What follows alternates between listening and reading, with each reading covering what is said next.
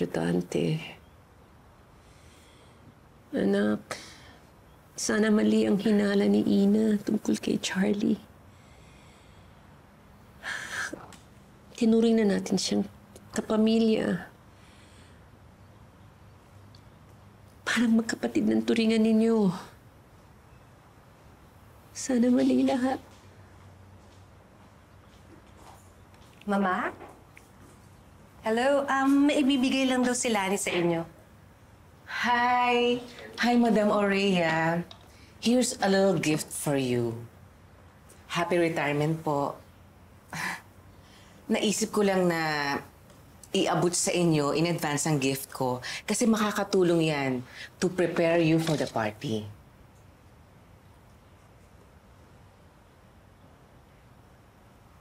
Food supplement.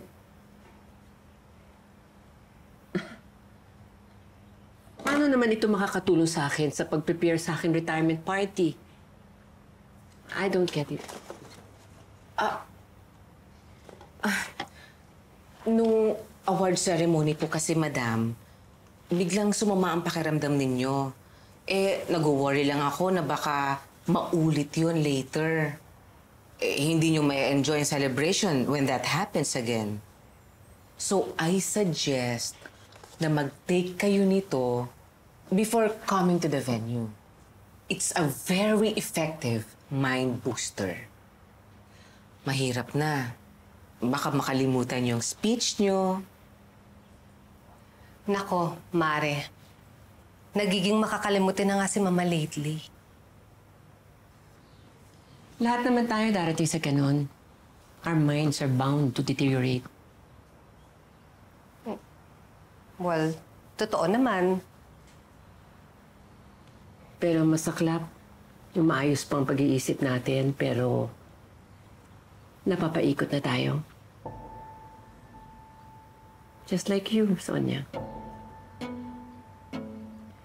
Maraming mapagpanggap sa mundo. Don't let anyone fool you.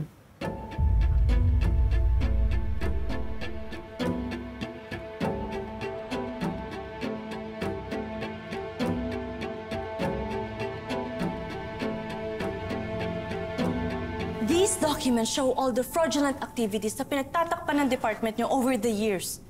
Ikaw at si Dindo ang nakapirma dito. Mahirapan talaga kayong mabuking. Dahil malakas ang backer niyo, ngayon sabihin niyo sa akin kung sino siya. Sino ang nag-uutos sa inyo, Lorna? Aminin mo na sa akin kung sino yung mastermind ng pagnanakaw dito sa kumpanya. Ma'am Ina. Ina, what's this? Ha? Ito ginagawa mo? Nanggigipit ka ng mga tao? Will you please stop this nonsense? No, attorney. Hindi ako titigil. Yung taong gumagawa ng kalokohan dito sa kumpanya, dapat siyang tumigil. And I think I already know kung sino siya. Sino? Ikaw yun. Kaya kung ako sa inyo, manginig na ako sa takot. Parang sigurado ka, Ina. You should know your place. Yan kung meron ka pang lugar dito. Paano kung bilang na pala araw mo?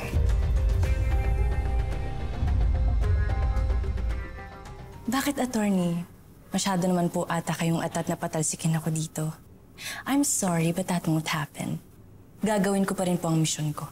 At kasamang opisina ko sa pagraransak nyo. Ha? You know what, Iha? You have to be careful. Dahil hindi basta-basta ang kinakalaban mo. Sa totoo lang, hanggang duda ka lang naman eh. Para ka lang isang kuting na nagkukumahog na nag-ahamon ng labas sa isang leon. Dali-dali mo lang naman lapain.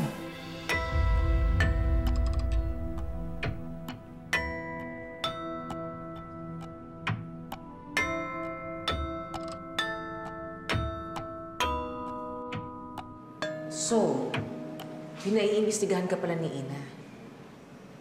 Baka mamaya, maunahan pa niya tayo. At mas spoil ang plano natin. Mamaya niyan, ikaw pa nga expose niya. I'm just waiting for the confirmation and technicalities ng medical records. And also itong deed of donation ng Ina na to. Alam mo, Lani, hindi naman ganun kadali ito eh. Kailangan maging maingat tayo. Baka mamaya, pag nagkataon, nagkamali tayo, tayo rin na mabutasan. Bilis-bilis naman kilos mo. Hindi ako mapakali at hindi ko nakikita kinakalagat si Ina palabas dito. Eh gusto ko nga. Ako na mismong sumipa sa kanya eh. Relax ka lang. Kaya mo na yung mga tauhan kong gumawa. Meron naman ako dyan yung mga bayaran ko na parang aso lang na sunod-sunod sa akin. Kung anong sabihin ko, susundin nila. Okay? Lola, nag-try pa akong kausapin yung mga empleyado natin pero wala talagang gusto magsalita. Huwag kayo mag-alala, walang masamang mangyayari sa akin. Okay na. Lola, pwede mag-usap na lang ulit tayo mamaya. Patating niyo. Sige po. See you later. Ma'am, una po sa lahat, sana po wag po niyo akong tanggalin sa trabaho. Handa naman po akong umamin. Okay? I just want the truth, Lorna. Sana honest ka sa mga sasabihin mo sa akin. Pero ma'am, natatakot pa rin po ako. Pero nakukonsensya na rin ako sa lahat ng nagawa ko.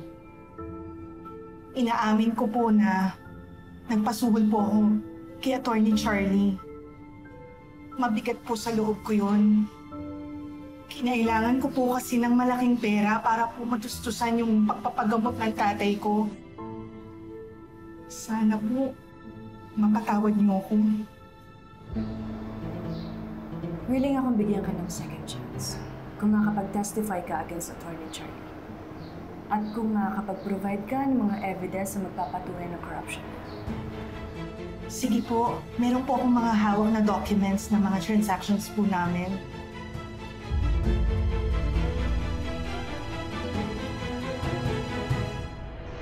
Sisiguraduhin ko na magiging malinis ang pangalan ng kumpanya natin at walang lugar ang kasinungalingan at pagnanakaw under my leadership. Come on, Ina. Alam naman natin na isang malaking kasinungalingan yan dahil you're not qualified to be a CEO in this company. Ikaw, Charlie, ang hindi karapat-dapat sa pinagkatiwala ko sa iyong posisyon dito sa kumpanya. Si Ma'am Oria ay may malalang sakit.